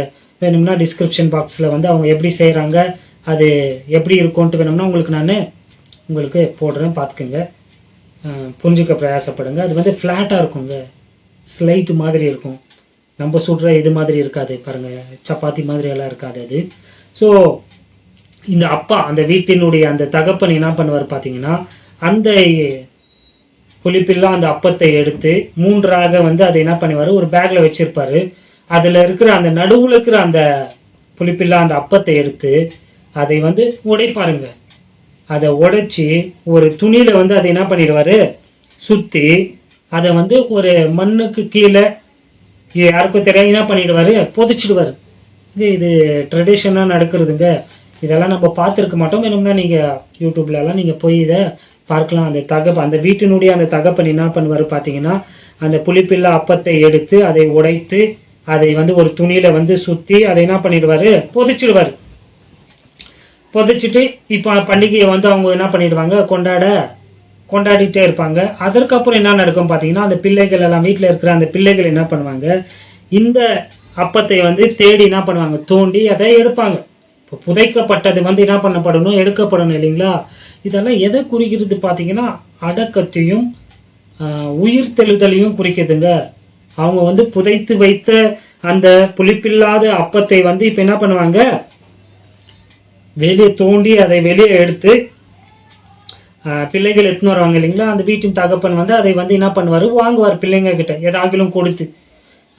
அப்புறம் தான் வந்து அதை வந்து வெள்ளியை கொடுத்து அதை மீட்பார். பிள்ளைங்களுக்கு அந்த காசை கொடுத்து அந்த அப்பத்தை வந்து அவர் என்ன பண்ணுவார், வாங்குவாருங்க. இது வந்து பாரம்பரியமாக யூதர்கள் மத்தியில வந்து செய்யப்படுகிற ஒரு வழக்கம். ஸோ இதனுடைய அந்த முழு அந்த செனாரியோ, அந்த சீன் என்னத்தை குறிக்குதுன்னு பார்த்தீங்கன்னா, அந்த பண்டிகை எதை குறிக்கிறதுன்னு பார்த்தீங்கன்னா, ஜீவ அப்பமாகிய ஆண்டவராகிய இயேசு கிறிஸ்து யோவான் 6ஆம் அதிகாரத்தில் சொல்றாரு இல்லையா, நானே ஜீவ அப்பன்ட்டு. அவர் நம்மளுடைய பாவங்களுக்காக என்ன பண்ணப்பட்டார், உடைக்கப்பட்டார். ஏசாயா 53ஆம் அதிகாரத்தில் கூட இதை நீங்க வாசிக்கலாம் பாருங்க, 5வது வசனம். அவர் நம்மளுடைய பாவங்களுக்காக என்ன பண்ணாரு, நொறுக்கப்பட்டார், படிச்சது இல்லைங்களா. அதுதாங்க அதனுடைய நிறைவேறுதல் தான். அந்த அப்பம் நமக்காக என்ன பண்ணது, பிற்கப்பட்டு இங்க நம்ம பந்தி எடுக்கிறோமே, வரேங்க அதுக்கு பின்னாடி வரேன். ஸோ என்ன ஆகுதுன்னு பார்த்தீங்கன்னா, அந்த அப்பம் இயேசு கிறிஸ்து கூட சொன்னார் இல்லையா, கோதுமை மணியானது நிலத்துல விழுந்து சாகாவிட்டால் அது என்ன கொடுக்காது, பலன் கொடுக்காது. அவர் மரித்தாருங்க. அவர் மரித்து நமக்காக மண்ணில் என்ன பண்ணப்பட்டாரு, அடக்கம் பண்ணப்பட்டார். பாவமற்ற அவர் அன்லெவன் பிரெட்ன்னு சொன்ன இல்லைங்களா. அதாவது புளிப்பில்லாத அந்த அப்பமாகிய ஆண்டவராகிய இயேசு கிறிஸ்து நம்மளுடைய பாவங்களுக்காக நொறுக்கப்பட்டு அவர் என்ன பண்ணாரு, அடக்கம் பண்ணப்பட்டாருங்க. அந்த 7 எதைப்பா குறிக்கிறது, பரிபூர்ணமாக பாவத்தை முற்றிலுமாக அவர் என்ன பண்ணிட்டாரு, சுமந்து தீர்த்துட்டாரு என்பதை குறிக்குதுங்க அந்த 7. இதற்கு மேல இயேசு கிறிஸ்து ஏதோ ஒரு பாவத்திற்காக மரிக்க போறது கிடையாது. எல்லா பாவத்திற்கும் அவர் என்ன பண்ணிட்டாரு, ஒரே தடவும் மரித்துட்டாரு. புதுசா ஏதோ ஒரு பாவத்தை இன்வென்ட் பண்ணி இதற்கு எல்லாம் ஆண்டவர் திருப்பி மரிக்க வேண்டிய அவசியம் கிடையாது. எல்லா பாவம்னா பாவம் தான். நீ பேர் வேணும்னா வேற வச்சுக்கலாம், ஆனா பாவம் என்பது பாவமே. விளங்குதுங்களா இல்லைங்களா? ஸோ ஆண்டவர் என்ன பண்ணிட்டாரு, நம்மளுடைய வாழ்க்கையில இருந்து பாவத்தை அவர் முற்றிலுமாக எடுத்து விட்டார் என்பதை இந்த பண்டிகை என்ன பண்ணுது, குறிக்கிறதுங்க. நம்மளுடைய பாவத்தினுடைய அந்த விலைக்கரையத்தை முழுமையாக பர்ஃபெக்டா, அதுக்கு தான் அந்த 7 பர்ஃபெக்டா அவர் என்ன பண்ணிட்டாரு, செலுத்தி தீர்த்துட்டாருன்ட்டு குறிக்கிறதுங்க. இந்த பண்டிகையை ஆசரிக்கும்படியாக அப்போஸ்தலனாகிய பவுல் நமக்கு என்ன பண்ணியிருக்கிறாரு, சொல்லி இருக்கிறாரு. அவங்க கொண்டாடுற மாசு கிடையாது, அவங்க எதை தான் கொண்டாடுறாங்க, நிழலை கொண்டாடி கொண்டிருக்கிறார்கள்ங்க. நம்ம நிஜத்தை கொண்டாடும்படியாக 1 கொரிந்தியர் 5ஆம் அதிகாரம் 5ஆம் அதிகாரத்துல அப்போஸ்தலனாகிய பவுல் என்ன பண்றாரு, நமக்கு சொல்றாருங்க. நல்லா கவனிச்சிங்கன்னா, அந்த இஸ்ரவேலர்கள் ஒவ்வொரு யூதனும் இந்த பண்டிகையை கொண்டாடுறப்போ ரொம்ப ரொம்ப ரொம்ப ஜாக்கிரதையா என்ன பண்ணுவான், தன்னுடைய வீட்டை எல்லாம் தேடுவாங்க. ஒரே ஒரு சின்ன இது கூட புளிப்பு, இந்த வீட்டுல புளித்த மாவு இருக்கக்கூடாதுன்ட்டு எல்லாத்தையும் கிளியர் பண்ணுவாங்க. என்னத்தை குறிக்கிறது, நம்மளுடைய வாழ்க்கையில எந்த விதமான பாவங்களும் இருக்க கூடாது. நம்ம எல்லா பாவத்தையும் என்ன பண்ணணும், நம்மை விட்டு அகற்றி போடணும்ட்டு குறிக்கிறதுங்க. ரட்சிப்புக்காக கிடையாது. நம்ம எப்படி ரட்சிக்கப்படுறோம், பஸ்கா பண்டிகையில ரட்சிக்கப்பட்டு ஆயிட்டுருங்க. இயேசு கிறிஸ்துவினுடைய ரத்தத்தினால நம்ம ரட்சிக்கப்பட்டுட்டோம் இல்லைங்களா? ரட்சிக்கப்பட்டுட்டு நம்ம எப்படி வாழணும் என்பது இந்த பண்டிகை நமக்கு சொல்லுது பாருங்க. ரட்சிக்கப்பட்ட பிறகு நம்ம மனம் போனபடியெல்லாம் வாழக்கூடாதுங்க. எப்படின்னா நான் வாழலாம், நான் ரட்சிக்கப்பட்டேன், எனக்கு பரலோக நிச்சயம் ஆயிடுச்சு, நான் எப்படின்னா வாழுவேன், அப்படியெல்லாம் வாழக்கூடாது. நம்ம ரட்சிக்கப்பட்டு இருக்கிறோம். ஆண்டவர் அவருடைய கிருபையினாலே நம்மளை ரட்சித்திருக்கிறார். அற்புதமான ஒரு வாழ்க்கை நமக்கு கொடுத்திருக்கிறார். அவருக்காக நம்ம எப்படி வாழணும் என்பதை இந்த பண்டிகை நமக்கு எடுத்து காட்டுது பாருங்க. எப்படி வாழணும், 1 கொரிந்தியர் 5ஆம் அதிகாரம் 7வது வசனம் பாருங்களேன். எப்படி இந்த பண்டிகையை நம்ம கொண்டாடணும்னு அப்போஸ்தலனாகிய பவுல் சொல்றாரு பாருங்க. ஆகையால் நீங்கள் புளிப்பில்லாதவர்களாய் இருக்கிறபடியே, இருக்கா இல்லைங்களா? நம்ம கிட்ட பாவம் கிடையாதுங்க. நம்மள ஆண்டவர் என்ன பண்ணாரு, மீட்டுட்டாரு இல்லைங்களா? நம்மளை ரட்சித்துட்டாரு, நம்மளுடைய பாவத்தை அகற்றிட்டாரு இல்லைங்களா? இது ரட்சிக்கப்பட்டுட்டோம். ரட்சிக்கப்பட்ட பிறகு நம்ம எப்படி வாழணும்னு சொல்றாரு பாருங்க. புதிதாய் பிசைந்த மாவாய் இருக்கும்படிக்கு பழைய புளித்த மாவை புறம்பே கழித்து போடுங்கள். ஆண்டவராகிய இயேசு கிறிஸ்துவை ஏற்றுக்கொண்ட பிறகு, ரட்சிக்கப்பட்ட பிறகு நம்மளுடைய வாழ்க்கையில் இருக்கிற பாவத்தை எல்லாம் நம்மள அகற்றும்படியாக, அதை போடும்படியாக நம்மை விற்று, அப்போஸ்தலனாகிய பவுல் சொல்றாருங்க. ஆண்டவர் நமக்கு அதை தான் என்ன பண்றாரு, நம்ம கிட்ட எதிர்பார்க்கிறாருங்க. நம்ம ரட்சிக்கப்பட்ட பிறகு நம்மளுடைய கெட்ட பழக்கங்களை நம்ம விட்டு என்ன பண்ணிடணும், அகற்றி, அதாவது விட்டுடணுங்க. மது சாராயம் குடிக்கிறத விட்டுடணும், சிகரெட் அடிக்கிறத விட்டுடணும், விபச்சாரம் செய்ததை விட்டுடணும். பாவத்தை அடிக்கிட்டு போயிட்டே இருங்க. அது என்ன பாவம்னா இருக்கலாம், ஒவ்வொருத்தரும் ஒவ்வொரு பாவத்திற்கு அடிமையா இருக்கலாம். ஸோ நீங்க ரட்சிக்கப்பட்டீங்கன்னா, ஆண்டவரை இன்றைக்கு நீங்க ஏற்றுக்கொண்டீங்கன்னா, அடுத்த விஷயம் நீங்க செய்யணும். முதல் விஷயத்தை யார் செய்தது, இயேசு கிறிஸ்து செய்தாருங்க. நம்மளுக்காக மரித்து நம்மளுடைய பாவத்திலிருந்து நம்மளை ரட்சித்து நம்மளுக்கு என்னத்தை கொடுத்துட்டாரு, நித்திய ஜீவனை கொடுத்துட்டாரு இல்லைங்களா? அடுத்தது இந்த பூமியில நம்ம வாழ்ற நாட்கள் எல்லாம் நம்ம எப்படி வாழணும், பாவம் செய்யாம வாழணும். நம்ம கிட்ட ஆல்ரெடி நம்ம வீட்டுல இருக்கிற அந்த பாவத்தினுடைய அது எதுவானா இருக்கட்டும், அதை நம்ம என்ன பண்ணணும், அகற்றணுங்க. அதை எடுத்து போட்டுடணும், அந்த ஹேபிட்டை விட்டுடணும். நம்ம எப்படி இருக்கணுமா, புதிதா இருக்கிற அந்த பிசந்த மாவை போல இருக்கணும். அதாவது புளிப்பில்லாதவர்களாய் இருக்கணும். நம்மளுக்குள்ள பாவம் காணப்பட கூடாது. பிராக்டிக்கல் லைஃபை பத்தி இங்க சொல்றாரு பாருங்க. அப்புறம் என்ன சொல்றாரு, அப்படி செய், எந்த மனுஷனா 7வது வசனம். ஆகையால் நீங்கள் புளிப்பில்லாதவர்களாய் இருக்கிறபடியே புதிதாய் பிசைந்த மாவாய் இருக்கும்படிக்கு பழைய புளித்த மாவை புறம்பே கழித்து போடுங்கள். ஏனெனில், ஏன்னா நம்முடைய பஸ்காவாகிய கிறிஸ்து நமக்காக பலியிடப்பட்டிருக்கிறாரே. இயேசு கிறிஸ்து நமக்காக மரித்திருக்கிறார், நம்மளை இது பண்ணிருக்கிறார் இல்லைங்களா? இப்ப அவருக்காக நம்ம என்ன செய்யணும், பாவம் இல்லாமல் பரிசுத்தமாக வாழணும். ஆதலால் பழைய புளித்த மாவோடே அல்ல, துர்குணம் வந்துச்சுங்களா, துர்குணம் பொல்லாப்பு என்னும் புளித்த மாவோடும் அல்ல, துப்புரவு உண்மை என்னும் புளிப்பில்லாத அப்பத்தோடே பண்டிகையை ஆசரிக்க கடவோம். எப்படி இந்த சின்சியாரிட்டி ஆஃப் அங்க இருக்குங்க.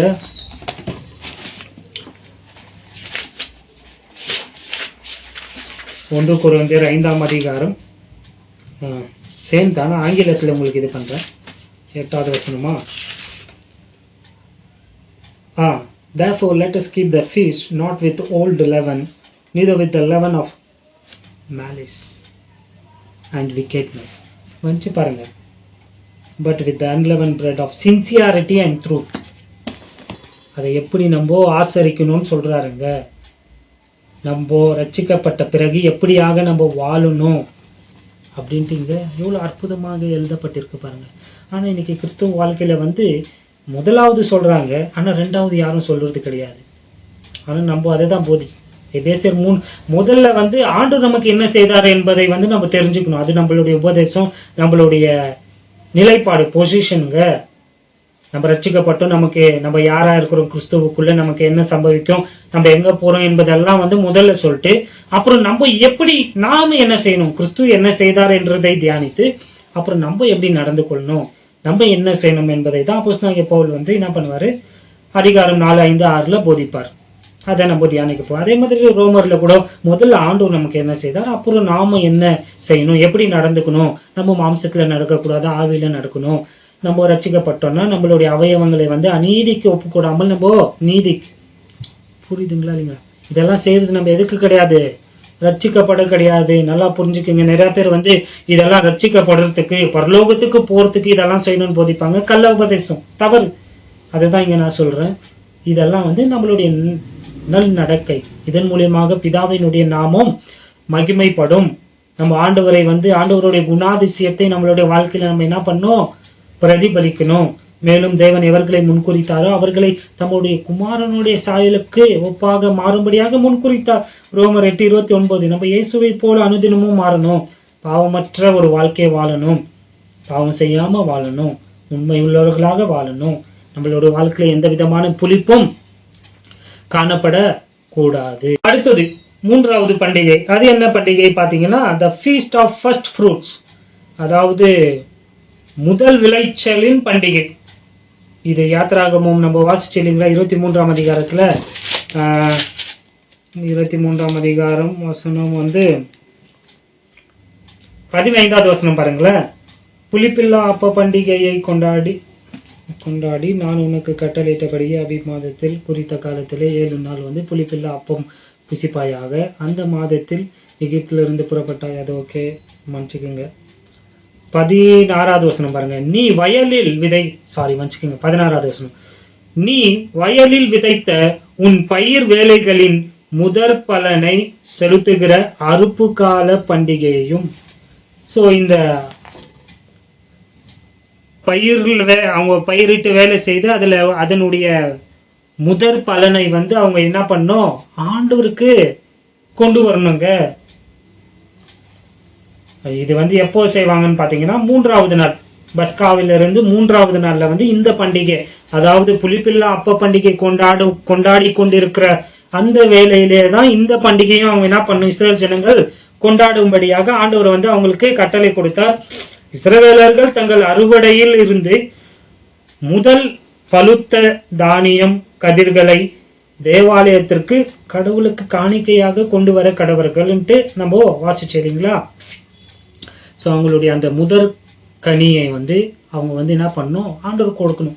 பாருங்க, நம்ம இதெல்லாம் தெரிஞ்சுக்கொள்ள வந்து வேற எங்கேயோ போக வேண்டிய அவசியம் கிடையாது. நம்ம வாழ்ற பாரத தேசத்திலே, குறிப்பாக தமிழ்நாட்டிலேயே பார்த்தீங்கன்னா இதற்கெல்லாம் நான் தான் சொன்னேன் எல்லாமே அங்கத்துல இருந்து வந்துச்சுன்ட்டு. அது இன்னொன்னு சொல்லியிருக்கிறேன் இல்லையா, இந்த யூதர்களுக்கும் தமிழர்களுக்கும் நிறைய பொருத்தம் இருக்குங்க. அவங்களுடைய இதுலயும் இவங்களையும். இங்க தமிழர்கள் கூட பாத்தீங்கன்னா அவங்க என்ன பண்ணுவாங்க, வருஷத்துல ஒரு தடவை இப்போ இந்த பொங்கல் எல்லாம் கொண்டாடுறப்போ ஊர்ல இருந்து வேலை செய்யறவங்க எல்லாம் என்ன பண்ணுவாங்க, வருவாங்க வந்து என்ன இந்த அக்ரிகல்ச்சரல், இந்த விவசாய பண்டிகையை அவங்க கொண்டாடுவாங்க இல்லைங்களா. இதெல்லாம் பாத்தீங்கன்னா பைபிள். அதனால தான் சில கூமுட்டிங்க என்ன பண்ணுவாங்க பாத்தீங்கன்னா, பொங்கல் அன்னைக்கு வந்து வாழ்த்து சொல்லி இருப்பாங்க, உங்களுக்கு ஆண்டவராக இயேசு கிறிஸ்துவின் நாமத்தினால் பொங்கல். பொங்கலுக்கும் கிறிஸ்தவத்துக்கும் ஒரு கடுகளவு கூட சம்பந்தம் கிடையாதுங்க. பொங்கல் தமிழர்களுடைய பண்டிகை. முதற்கனி பல, ஆமாங்களா, முதற் கனி அல்லது அந்த ஃபர்ஸ்ட் ஃப்ரூட்ஸ் பண்டிகை வந்து யாருடைய பண்டிகைனா யூதர்களுடைய பண்டிகை. யூதருக்கும் கிறிஸ்துவின் சரீரமாகிய சபைக்கும் எந்த விதமான சம்பந்தமும் கிடையாது. ஸோ இதெல்லாம் வந்து உங்களுக்கு 7 பண்டிகைகள் என்ற தலைப்பில் போதிக்கிறப்போ இன்னும் நான் என்ன பண்ணுறேன், பிரீஃபாக உங்களுக்கு போதிக்கிறேன். இப்போ நான் வேதத்திற்கு வந்துடலாம். ஸோ இவங்க வந்து இவங்களுடைய அந்த விதைக்கிறாங்க இல்லைங்களா, அந்த தானியங்களை விதைச்சு அதுல இருந்து அவங்க அறுவடை செய்றாங்க இல்லையா, முதற் பலன். முதல்ல எது விளைச்சலுடைய அந்த முதற் பலனை வந்து எடுத்துட்டு வந்து யாருக்கு காணிக்கையா கொடுப்பாங்க, கடவுளுக்கு காணிக்கையாக கொடுப்பாங்க. இந்த கட்டளை வந்து ஆண்டவர் எப்போ கொடுத்தாருன்னு பார்த்தீங்கன்னா, யூதர்கள் வந்து வனாந்தரத்தில் இருக்கிறாங்க இல்லைங்களா. இதெல்லாம் வந்து நீங்க யாத்ராகமும் 19ஆம் அதிகாரத்துல இருந்து நீங்க வாசிக்கலாம். அங்க ஆண்டவர் வந்து இவங்களுக்கு கட்டளையாக கொடுக்கிறாரு. அப்ப அவங்களுக்கு ஒரு தேசமும் கிடையாது. அப்ப ஆண்டவர் சொல்ற, நான் உனக்கு கொடுக்க போற தேசத்துல நீ இந்த பண்டிகை எப்படி கொண்டாடணும்னு சொன்னார் இல்லைங்களா. அந்த தேசத்துல வந்து ஒரு தேவாலயம் கட்டப்பட போகிறது.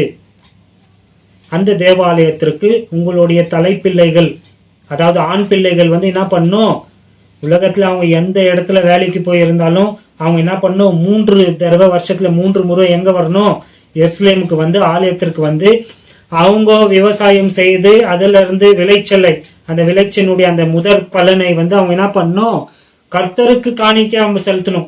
இன்னைக்கு எப்படி இந்துக்கள் கூட எல்லாமே ஃபர்ஸ்ட் இதை வந்து யாருக்கு தான் கொடுப்பாங்க, காணிக்கையா அவங்களுடைய அந்த ஸ்மால் ஜி காட்ஸுக்கு தான் என்ன பண்ணுவாங்க, காணிக்கையாக கொடுப்பாங்க இல்லையா. அதற்கப்புறம் தான் வந்து அவங்க விவசாயம் செய்து வசந்த காலத்துல அறுவடையை என்ன பண்ணுவாங்க, அறுப்பாங்க இல்லையா.